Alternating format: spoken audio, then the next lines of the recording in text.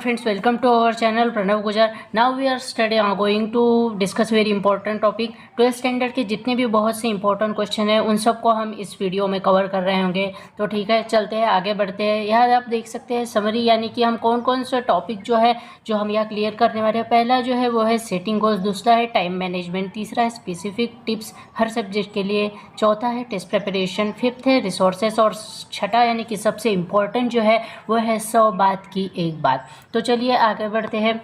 सबसे पहले हम देखेंगे सेटिंग गोल्स के बारे में। सेटिंग गोल्स, तो सबसे पहला जो सवाल आता है ड्रीम एंड एम एंड गोल, यानी कि एम यानी कि हम उसे गोल भी कह सकते हैं। तो इन दो में डिफरेंस क्या है? देखो, सबसे पहले तो ड्रीम और एम, इन दोनों को अलग अलग समझो और अपने जो सपने हैं उनको एम बोलना शुरू करो, क्योंकि सपने सिर्फ देखे जाते हैं, पूरे तो एम किए जाते हैं। पॉपुलर सेंटेंस है, आपको भी यही करना है।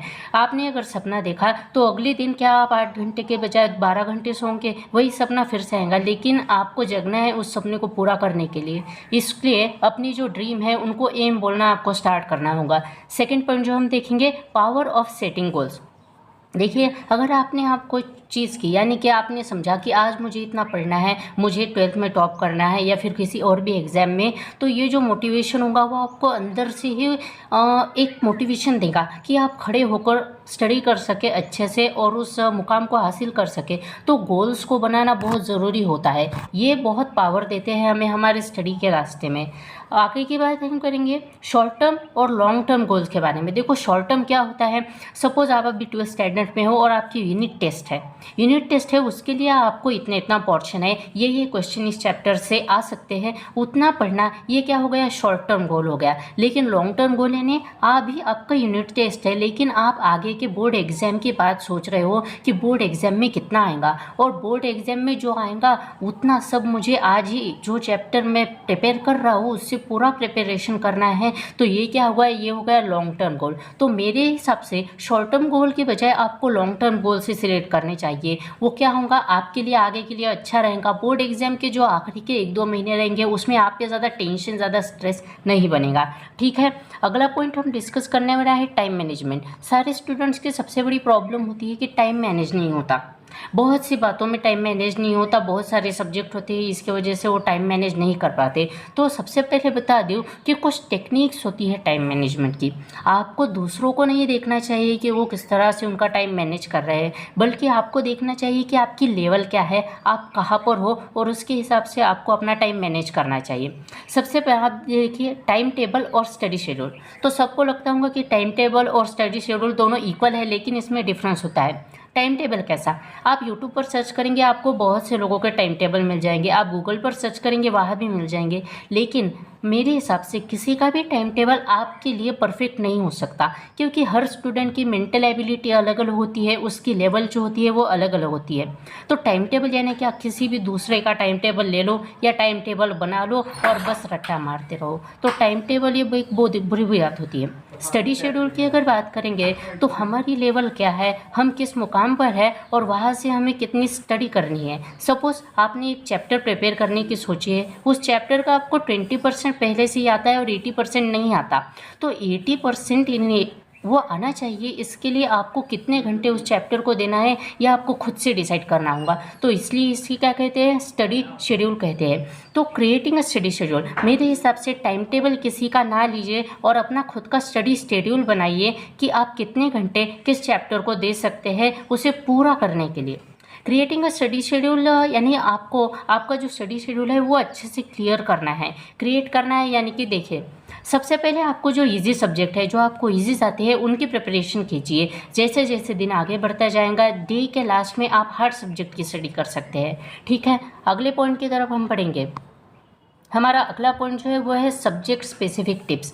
तो सबसे पहले different subject needs the different study techniques, और दूसरा है identify the type of question. अब देखिए, अगर आप मैथ्स में फिजिक्स का फॉर्मूला लगाएंगे तो नहीं चलेगा, लेकिन फिजिक्स आने के लिए आपको मैथ्स का सब कुछ आना ही चाहिए, क्योंकि फिजिक्स में जो कैलकुलेशन होती है, न्यूमेरिकल्स होते हैं, उनके लिए मैथ्स बहुत इंपॉर्टेंट है। वैसे ही डिफरेंट जो क्वेश्चन होते हैं उनका टाइप आपको समझ में आना चाहिए। फॉर एग्जांपल, अगर आप मैथ्स के प्रूफ को बोर्ड एग्ज़ाम के लिए प्रिपेयर कर रहे हो और आपको बस वो रट्टा मार रहे हो तो नहीं चलेगा। आपको उन प्रूफ्स को बार बार लिख कर देखना होगा, वरना 100% आप बोर्ड एग्ज़ाम में वो नहीं लिख पाओगे। कहीं ना कहीं आपकी गलती होगी और एक गलती से आपका 1-2 मार्क्स तो आसानी से चले जाएंगे। ठीक है, तो हर जो सब्जेक्ट होता है उसको पढ़ने की टेक्निक होती है। फॉर एग्जांपल जो डेफिनेशंस होते हैं उनको याद करने का सबसे बेस्ट तरीका है नेचर की जो चीज़ें हैं उनको डेफिनेशन से मिलाओ, उनको इक्विवेलेंट करो, डेफिनेशंस अपने आप ही याद हो जाएंगी। उसके बाद जो एक्सप्लेन होता है, एक्सप्लेन, फिजिक्स में बहुत सारे क्वेश्चन आते हैं, एक्सप्लेन दिस, आपको 5 से 10 लाइन में आंसर लिखना होता है। तो इसके लिए जो सबसे बड़ा यूज़फुल बात है वो है कंसेप्ट। आपको कंसेप्ट को समझना है। डाइजेस्ट में से अगर रटोगे तो कुछ याद नहीं रहेगा, लेकिन डाइजेस्ट में जैसा आप रेफरेंस ले सकते हो कि कौन से सेंटेंस के बाद कौन सा सेंटेंस है, याद रखना मुश्किल है, लेकिन आपको पता रहा कि ये कौन सा कॉन्सेप्ट से रिलेटेड है, तो उससे आप अपने कुछ वर्ड्स से भी सेंटेंस बनाकर लिखोगे तो वो चलेगा। साथ ही साथ जो डेरिवेशंस होते हैं, डेरिवेशंस में सबसे बड़ी बात होती है कि कुछ कुछ इंपॉर्टेंट पॉइंट होते हैं जो हमें नहीं पता होता।